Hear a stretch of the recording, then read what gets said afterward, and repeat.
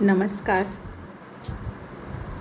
स्वामी विवेकानंद ग्रंथावलींचे अध्यायांचे मी रोज वाचन करते. तर आज मुक्ती भाग 3 याचे मी वाचन करणार आहे. तर याच्यात कर्मयोग, कर्माचे रहस्य शिकवतो हे आपल्याला स्वामी विवेकानंदांनी खूप छानरित्या समजावून सांगितले आहे. तर स्वामी विवेकानंद म्हणतात की अधिकांश लोक प्रवृत्ती मार्गाचा अवलंब करत असतात. प्रवृत्ती म्हणजे काय, तर दुसऱ्यात इति करत सर्व वस्तूंचा अनुभव घेऊन नंतर त्याचा त्याग करणे. तर हा प्रवृत्ती मार्ग आहे. त्यांना या जगामधून जावेच लागते. बंधने तोडण्यासाठी या बंधनाचे सहाय्य घ्यावे लागत असते. म्हणजे बंधनं तोडायचे आणि त्याच्यासाठी बंधनाचं सहाय्य घ्यायचं, म्हणजे हा एक प्रकारचा त्यागच आहे.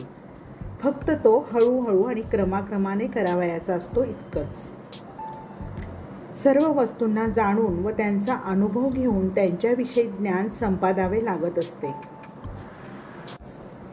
आणि अशा रीतीने त्यांचे स्वरूप उत्तम प्रकारे समजून आल्याने मन अखेरीस त्यांना सोडून देऊ शकून अनासक्त होऊन जाते.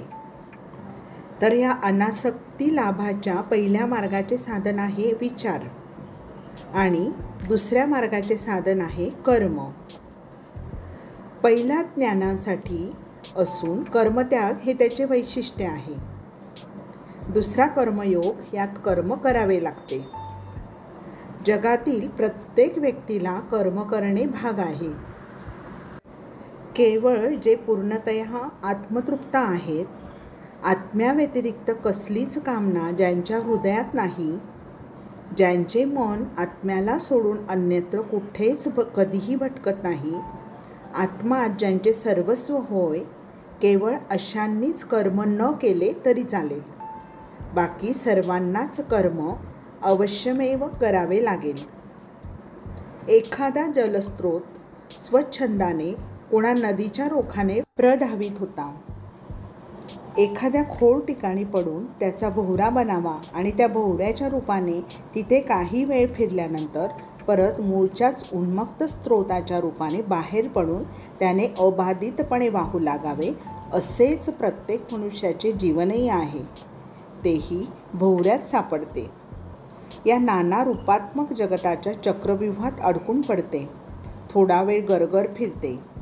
माझा बाप, माझी आई, माझे भाऊ, माझी कीर्ती, माझे नाव इत्यादी नाना रव त्यातून उठत असतात आणि शेवटी त्यातून बाहेर पडून ते फिरून आपल्या मूळच्या मुक्त स्वरूपास प्राप्त होते.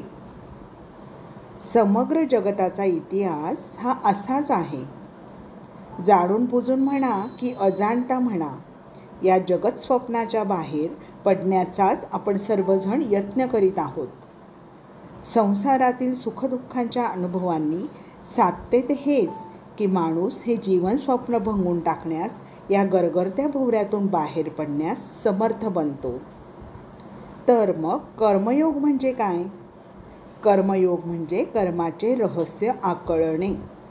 आपण पाहतोच की समस्त जगत कर्म करीत आहे. कशासाठी? मुक्तीसाठी, स्वाधीनतेच्या लाभासाठी. अणुपरमाणूपासून तो अगदी सर्वोच्च प्राण्यापर्यंत सर्वच जण या एकाच उद्देशाने धडपड करीत आहेत. मनाची स्वाधीनता, देहाची स्वाधीनता, आत्म्याची स्वाधीनता हेच सर्वांचे ध्येय. सारेच मुक्तिलाभासाठी प्रयत्न करीत आहेत. सारेच बंधनापासून दूर पळण्याचा यत्न करीत आहेत. सूर्य, चंद्र, पृथ्वी, ग्रह, नक्षत्रे सगळेच बंधनापासून दूर पळण्याचा यत्न करीत आहेत. समग्र जगताला या केंद्राभिमुख आणि केंद्रविमुख शक्तीचे क्रीडांगणच म्हणता येईल. कर्मयोग आपल्याला कर्माचे रहस्य, कर्माची पद्धती शिकवित असतो. जगात चोहूकडून केवळ धक्क्यामागून धक्के खात इतस्ततः वाहविले न जाता, टक्के टोळून पेन खात टेकीस येऊन खूप उशिरा प्रत्येक वस्तूचे खरेखुरे स्वरूप समजून घेण्याची पाळी न येता, माणसाला यथार्थ तत्वाचा शीघ्र उमज पडावा एवढ्यासाठी कर्मयोग आपल्याला कर्माचे रहस्य, कर्माची पद्धती शिकवतो. कमी श्रमात कशा तऱ्हेने जास्त कार्य होऊ शकेल हे तो शिकवित असतो. कारण उपयोग कसा करावा हे अवगत नसेल तर केवढी जरी शक्ती निष्कारण वाया जात असते. कर्मयोग कर्माचे एक शास्त्रच बनवून टाकतो. जगातील समस्त कार्यशक्तीचा अधिकात अधिक सदुपयोग कसा करावा हे तुम्हाला कर्मशास्त्र वा कर्मविद्या शिकविल. कर्म चुकणार कोणालाच नाही. प्रत्येकाला कर्म करावेच लागणार आहे. पण म्हणूनच आपण सर्वोच्च उद्देशाने प्रेरित होऊन कर्म आचरले पाहिजे.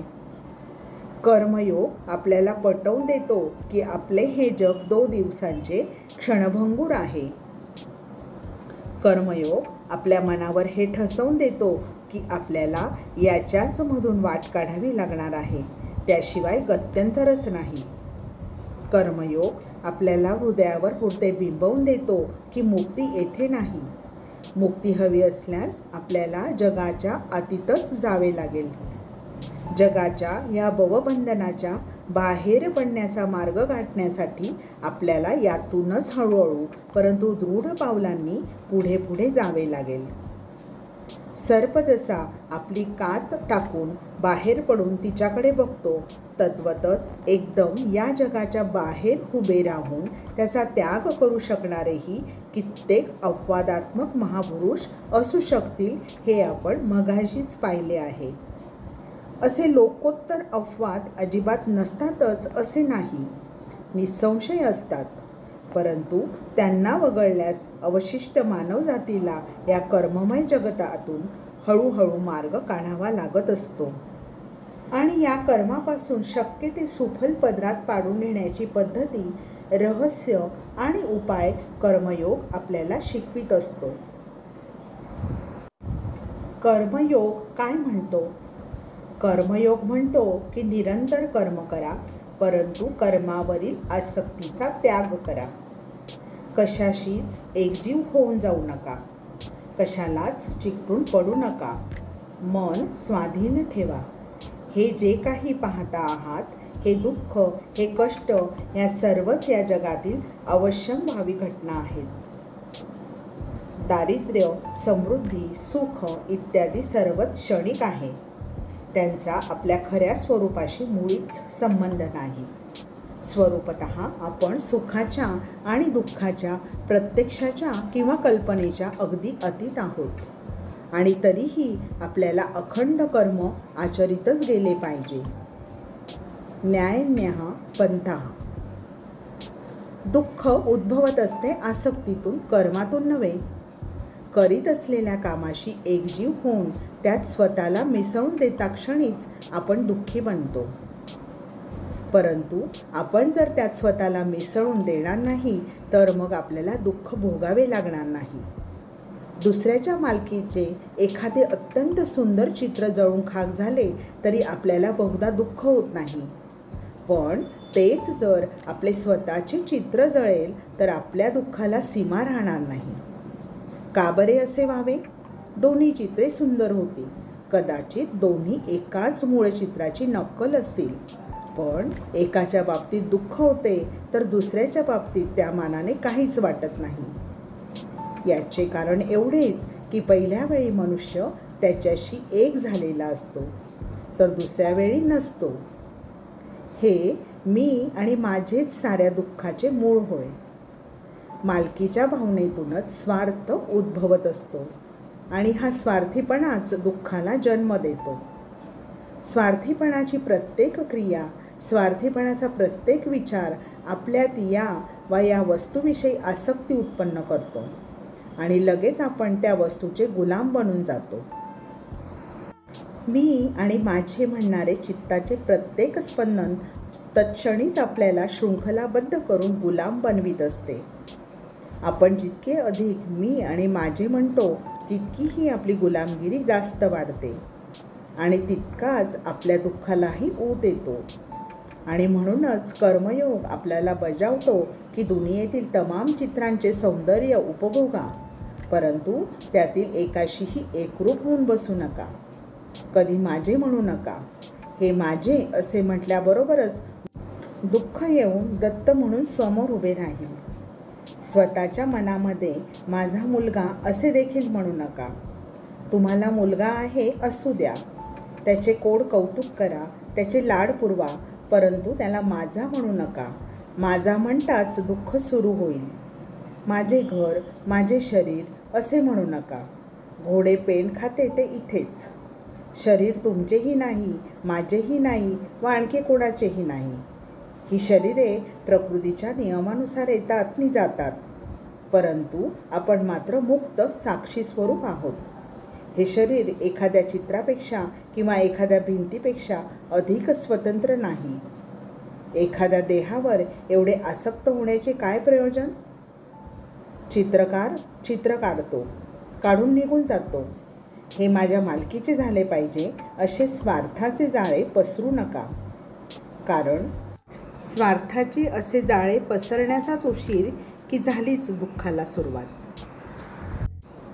म्हणून कर्म करताना स्वार्थी होऊ नका. कर्मफलाची अपेक्षा ठेवू नका. असे स्वामी विवेकानंदांनी अतिशय सुंदर समजावून सांगितले आहे.